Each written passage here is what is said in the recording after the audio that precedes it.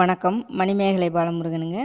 இன்றைக்கி நம்ம இந்த வீடியோவில் ஒற்றை தலைவலி, சைனஸ் ப்ராப்ளம், சளி தொந்தரவு, நாவறட்சி, அப்புறம் பார்த்திங்கன்னா பாரம்பரியமாக ஐதீகமாக இந்த செடியை வீண் செலவு குறைக்கிறதுக்கு, வீண் விரயமாகிறதுக்கு தடுக்கிறதுக்கு இந்த செடி எப்படியெல்லாம் பயன்படுத்துகிறாங்க அப்படிங்கிறத பற்றி தான் நம்ம பார்க்க போகிறோம். இந்த செடியோட பேர் பொலித்தும்பைன்னு சொல்லக்கூடிய முடித்தும்பை. இது காடு வழியில் தன்னாலே எல்லா இடங்கள்லையும் முளைச்சி கிடக்கும்.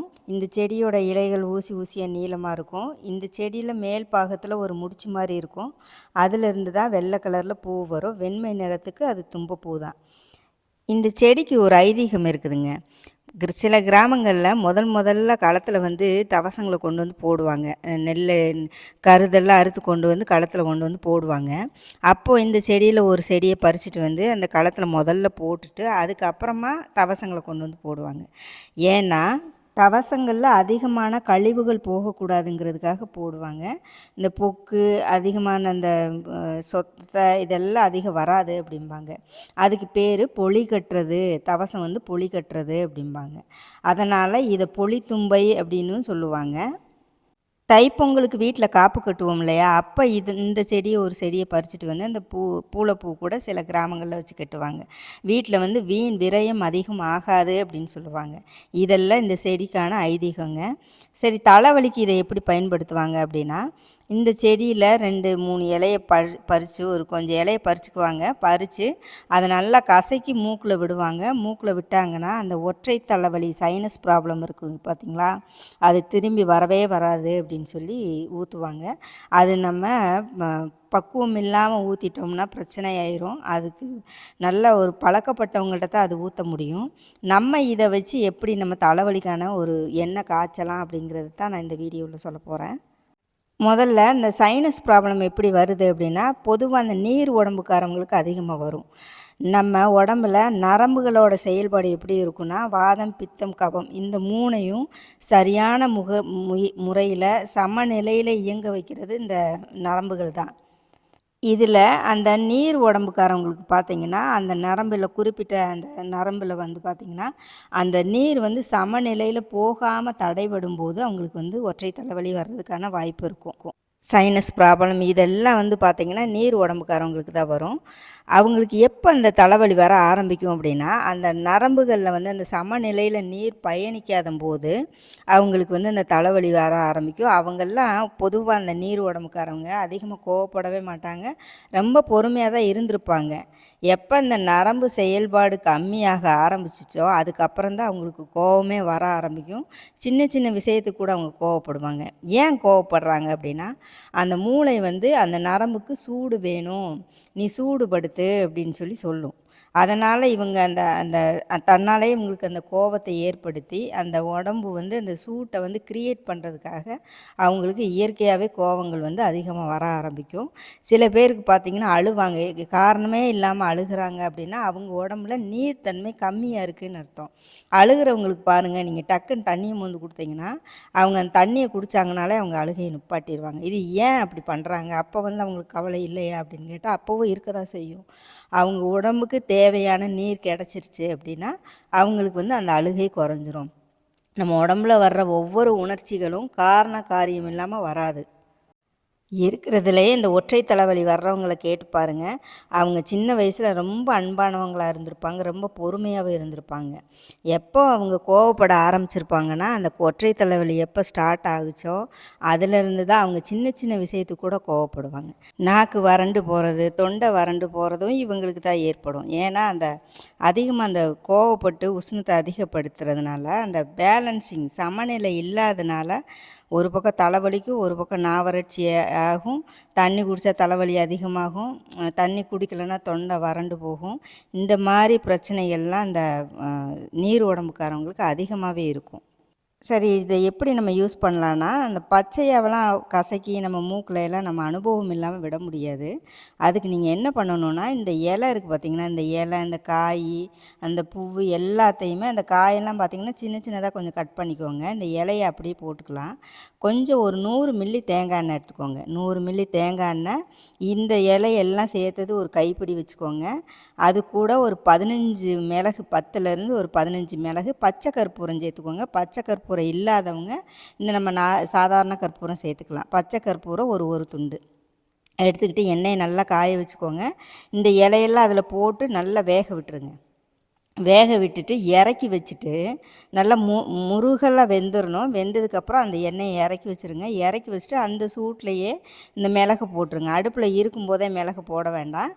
இறக்கி வச்சுட்டு இந்த மிளகு போட்டுருங்க. போட்டிங்கன்னா கொஞ்சம் வெந்துகிட்ருக்கோம். அதில் கொஞ்சம் பாதி சூடானோன்னு அந்த பச்சை கற்பூரம் இருக்குது பார்த்திங்களா, அதை நுணுக்கி அது கூட சேர்த்துக்கோங்க. சேர்த்துக்கிட்டு கொஞ்சம் ஆற வச்சு அதை தலைக்கு தேய்க்கலாம். தலைக்கு தேய்ச்சா முடி கொட்டுமானா இதனாலலாம் முடியெல்லாம் கொட்டாது. உங்களுக்கு வேறு கம்ப்ளைண்ட்னால முடி கொட்டுமே தவிர இந்த எண்ணெயை தேய்க்கிறதுனால முடி கொட்டுமானா கண்டிப்பாக கொட்டாது. நார்மலாக எப்போவும் நம்மளுக்கு இருக்கிற மாதிரி தான் இருக்கும். அந்த ஒத்த தலைவலி இருக்கிறவங்க, அந்த தலையில் நீர் கோர்த்து இருக்கிறவங்க, இந்த புடனியெல்லாம் வலிக்குது, சைனஸ் ப்ராப்ளம் இருக்கிறவங்களுக்கு எல்லாத்துக்குமே இந்த எண்ணெய் பயன்படும்.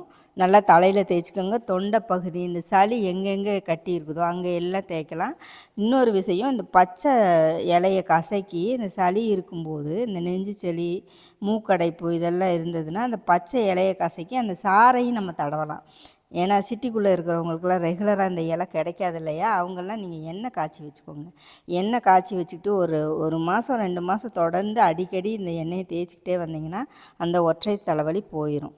அப்புறம் பார்த்திங்கன்னா வறட்சி இருக்கிறவங்க இந்த பூவை பறித்து நம்ம நல்லா தேனில் கலக்கி சாப்பிட்லாம். நம்ம கஷாயம் வச்சும் குடிக்கலாம். நல்லா டீ மாதிரி பூவை சுடு தண்ணியில் போட்டு ஒரு கொதி வந்தோடனே அதை ஆஃப் பண்ணிவிட்டு அந்த பூவோடு சேர்த்தே குடிக்கலாம். நம்ம வெல்லம் சேர்த்துக்கோங்க, சர்க்கரை சேர்க்காதீங்க. வெல்லம் சேர்த்துக்கோங்க. அப்படி இல்லைன்னா தேன் சேர்த்துக்கோங்க ஸ்வீட்டுக்காக. சேர்த்துக்கிட்டு நீங்கள் அதை குடிச்சிக்கிட்டே வந்தீங்கன்னா அந்த வறட்சி கண்ட்ரோல் ஆகும். இந்த செடியில் அதிகமான காரத்தன்மை இருக்குது. அது பார்த்திங்கன்னா நம்ம உடம்பை சூடுபடுத்தும் போது அந்த நரம்புகள் கொஞ்சம் வெப்பம் ஆயிடுச்சுனாலே, அதுக்கு தேவையான வெப்பம் கிடச்சிருச்சுனாலே அது நார்மலாக இயங்க ஆரம்பிச்சிருச்சுன்னா உங்களுக்கு தலைவலி, ஒற்றை தலைவலி திருப்பி வர்றதுக்கான வாய்ப்பு கம்மியாயிரும். உடனே எனக்கு இன்றைக்கி தேய்ச்சி 10 நிமிஷத்தில் சரியாகணும்னா அதுக்கெல்லாம் வாய்ப்பு இருக்காதுங்க. இது நம்ம கை வைத்தியம்லாம் கொஞ்ச நாள் எடுக்கணும். கொஞ்ச நாள் நம்ம அப்ளை பண்ணிக்கிட்டே இருந்தோம்னா தான் ஒரு 2 மாதம் வரைக்கெல்லாம் நம்ம தேய்க்கணும். வாரத்தில் ஒரு 2 நாள் தலைக்கு தேய்ங்க. கழுத்துக்கு, இந்த புடனிக்கு, இந்த பக்கமெல்லாம் பார்த்திங்கன்னா அந்த எண்ணெயை டெய்லியுமே தேய்ச்சிக்கலாம். தேய்ச்சிக்கிட்டே வந்திங்கன்னா தொண்டையில் சளி கட்டியிருக்குது, இந்த பின்னாடி புடனி பக்கம் நீர் கோர்த்துருக்குது, இதெல்லாம் குறையிறது உங்களுக்கே தெரியும். தேய்ச்ச அன்னைக்கே உங்களுக்கு அதெல்லாம் ஃபீல் பண்ண முடியும். ஆனால் இந்த ஒற்றை தலைவலி இருக்குது பார்த்திங்களா, அது நரம்பு நம்மளுக்கு அந்த நார்மலான பொசிஷனுக்கு அந்த நார்மலான ஹீட்டு கிடச்சி உங்களுக்கு இயங்க ஆரம்பித்ததுக்கப்புறம் உங்களுக்கு ஒற்றை தலைவலி வர்றதுக்கான வாய்ப்பு கம்மியாயிருங்க. சிலருக்கு அதிகமாக அந்த தண்ணிக்குள்ளேயே வேலை செஞ்சாங்கன்னா அவங்களுக்கு கால் வீக்கமாகி கால் குடைச்சல் எடுக்க ஆரம்பிச்சிடும். அவங்களுக்கு இந்த எண்ணெயை அப்ளை பண்ணலாம். இந்த நரம்பெல்லாம் இழுத்து பிடிக்குது, சூகு பிடிச்சிக்குது, நரம்பு இழுக்குது அப்படிங்கிற கம்ப்ளைண்ட்லாம் இருக்குது பார்த்திங்களா, அவங்களுக்கெல்லாம் இந்த எண்ணெயை தொடர்ந்து போட்டுக்கிட்டே வந்தாங்கன்னா அவங்களுக்கு சரியாகும். எனக்கு தலைக்கு குளித்த உடனே தலையில் நீர் கோர்த்துக்கிட்டு தலை வலிக்குது அப்படிங்கிறாங்க பார்த்திங்களா, அவங்களுக்கெல்லாம் இந்த எண்ணெய் தேய்க்கலாம். அவங்களுக்கெல்லாம் இந்த எண்ணெயை வாரத்தில் 2 நாள் தேய்ச்சிட்டே வந்தாங்கன்னா ஒரு வாரம் 2 வாரத்தில் அவங்களுக்கு நல்ல ரிசல்ட் தெரியும். அவங்களுக்கு தலைக்கு குளித்த உடனே வர்ற அந்த தலைவலி வர்றதில்லை. நீரினால் வரக்கூடிய அனைத்து வலிகளுக்கும் இந்த எண்ணெய் நல்லா கேட்குங்க. நீர் சம்மந்தப்பட்ட வியாதிகளுக்கு எல்லாத்துக்குமே இந்த தும்பை, அதாவது பொலித்தும்பைன்னு சொல்லக்கூடிய இந்த முடி தும்பை அருமையாக கேட்கும். மஞ்சள் காமாலை வந்தவங்களுக்கு இந்த ஒரு செடியை பறிச்சுட்டு போய் தலைக்கு அடியில் வச்சு தூங்குனாங்கன்னா அவங்களுக்கு மஞ்சள் காமாலையோட வீரியத்தன்மை குறையுது அப்படின்னு சொல்கிறாங்க. கிராமங்களில் அதை செய்கிறாங்க. இந்த கீரையை நம்ம எப்படியெல்லாம் பயன்படுத்தலாம் உணவில் அப்படின்னா, இந்த பூவை நம்ம டீ வச்சு சாப்பிட்லாம். இந்த பூவை நல்லா காய வச்சு தேனில் குழச்சி அப்படியே பச்சை பூவாகவே சாப்பிட்லாம். இந்த இலையை நம்ம பல கீரைகள்லாம் போட்டு சமைக்கிறோம் இல்லையா, பல வகை கீரைகள், அந்த கீரை கூட இந்த இலையும் சேர்த்து சாப்பிட்லாம். சேர்த்து போட்டு சமைச்சு சாப்பிட்லாம்.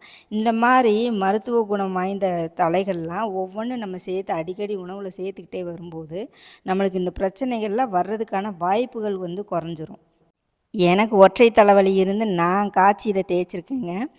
இந்த சாரை மூக்கில் விட்டால் சரியாக போகும் அப்படின்னாங்க. எனக்கு அந்த மூக்கில் விடுறது கொஞ்சம் பயமாக இருந்துச்சு. சரியா நம்ம எண்ணெயை காய்ச்சி தேய்ச்சி பார்த்தா என்ன அப்படின்னு சொல்லி நான் தான் எண்ணெய் காய்ச்சி தேய்ச்சேன். ஒரு கைப்பிடி எடுத்துகிட்டு அது கூட கொஞ்சம் பச்சை கற்பூரம், மிளகு, இதெல்லாம் எதுக்காகனா பச்சையில் வந்து உங்களுக்கு காரத்தன்மை அதிகம் இருக்கும். நம்ம வேக வைக்கிறதுனால கொஞ்சம் குறைஞ்சிரும் இல்லையா, அதை பேலன்ஸ் பண்ணுறதுக்காக நான் மிளகும் பச்சை கற்பூரமும் சேர்த்து காய்ச்சிட்டேன். வாரத்தில் ஒரு 2 நாள் தேய்ச்சேன். 2 நாள் தேய்க்கவுமே அந்த ஃபஸ்ட்டு வாரமே எனக்கு தலைக்கு குளித்த உடனே எனக்கு தலையில் நீர் கோர்த்துட்டு தலைவலி, சளி பிடிச்சிக்கிட்டு தான் இருந்தது. ஒற்றை தலைவலி வந்துச்சுன்னா காலையில் வந்துச்சுன்னா 2 நாளைக்கு கூட அது எனக்கு கண்டினியூவாக இருக்கும், போகவே போகாது. அந்த அனுபவத்தை வச்சு தான் உங்களுக்கு நான் சொல்கிறேன். இதை கண்டிப்பாக தேய்ங்க, உங்களுக்கு நல்ல ரிசல்ட் கிடைக்கும். நான் ஒரு 2 வாரம் தான் தேய்ச்சேன். 2 வாரத்தில் அதுக்கப்புறம் அந்த தலைக்கு குளிச்ச உடனே வர்ற தலைவலி, அந்த ஒற்றை தலைவலி வர்றது குறைஞ்சிருச்சு. இப்போதைக்கு வரல. நீங்கள் அதான் அந்த தைரியத்தில் தான் உங்களுக்கு நான் சொல்கிறேன். நீங்கள் ட்ரை பண்ணுங்கள். கால் வீக்கத்துக்கும் நான் இந்த எண்ணெயை தான் தேய்ப்பேன். கால் வலி எனக்கு இப்போ வர்றதில்ல. எவ்வளோ தண்ணியில் வேலை செஞ்சாலும் எனக்கு கால் வலி வர்றதில்ல. இல்லைன்னா காலெல்லாம் சாயந்தரமாக தண்ணியில் இருந்தேன் அப்படின்னா அன்றைக்கி நைட்டு படுக்க முடியாது, எனக்கு கால் குடைச்சல் எடுக்கும். அதெல்லாம் இப்போ இல்லை. வெரிகோஸ் வெயின் வந்திருக்கு பார்த்தீங்களா, அந்த நரம்பெல்லாம் சுருண்டு வந்தவங்க, அவங்க இந்த எண்ணெயை வந்து இந்த வீடியோ பார்த்தீங்கன்னா இந்த எண்ணெயை ட்ரை பண்ணி பாருங்கள். கொஞ்ச நாளைக்கு ஒரு 2 மாதம் 3 மாதம் ட்ரை பண்ணி பாருங்கள், ரிசல்ட் கிடைக்குதான்னு. ஏன்னா அந்த கரெக்டான அந்த வெப்பம் போச்சுனாலே அந்த நரம்புகள்லாம் இயங்க ஆரம்பிச்சிரும். அதை நீங்கள் ட்ரை பண்ணி பாருங்கள். நான் யாருக்கும் சொல்லலை, ஒருத்தருக்கு இருக்குது, அவங்களுக்கு சொல்லி பார்க்கலாம் அப்படின்னுட்டுருக்கேன். இந்த வீடியோ பார்க்குறவங்க யாராவது இருந்தீங்கன்னா நீங்கள் ட்ரை பண்ணி பாருங்கள். இது வெளிப்பூச்சு தான், உங்களுக்கு எந்த பாதிப்பும் வராது. ஓகேங்க. இந்த வீடியோவில் நம்ம இந்த இலைய ஐதீக முறைப்படி இந்த வீண் செலவுகளை வீட்டில் ஏற்படுது அப்படின்னா அதை இந்த செடி வீட்டில் முன்னாடி மாட்டும்போது அது குறையுது அப்படின்னு தெரிஞ்சுக்கிட்டோம். சளிக்கு எப்படி பயன்படுத்தலாம், தலைவலிக்கு எப்படி பயன்படுத்தலாம், கால் வலிக்கு எப்படி பயன்படுத்தலாம் அப்படிங்கிறதெல்லாம் இந்த வீடியோவில் மூலமாக தெரிஞ்சுக்கிட்டோம். சில பேர் சொல்கிறீங்க நீங்கள் சீக்கிரமாக பேசுங்க, சீக்கிரமாக விஷயத்தை சொல்லுங்கள் அப்படிங்கிறீங்க. இவ்வளோ விஷயத்தை சொல்ல வரும்போது உங்களுக்கு வந்து வீடியோ லென்த் ஆயிடுது. நானும் சீக்கிரமாக முடிச்சிடணும் அப்படின்னு தான் பார்க்குறேன். அது என்னமோ நீளமாக வந்துடுது. நான் இனிமேல் வரக்கூடிய வீடியோக்களில் கொஞ்சம் ஷார்ட்டாக முடிக்கிற மாதிரி நான் பார்க்குறேன். இந்த வீடியோ உங்களுக்கு பயனுள்ளதாக இருந்திருக்குன்னு நான் நம்புகிறேன். நன்றி.